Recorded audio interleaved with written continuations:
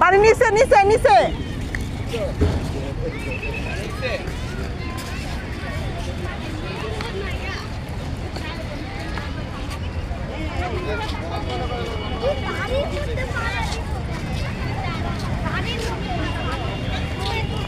তোমাদের অনুভূতি বলো, তোমরা কোথায় আসছো বলো, তোমার অনুভূতি বলো। গরম লাগতেছে।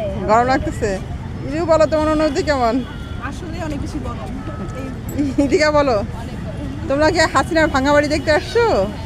হ্যাঁ, আহারে হাসিনা থাকতে আসতে পারলা না, এখন আসলা হলো।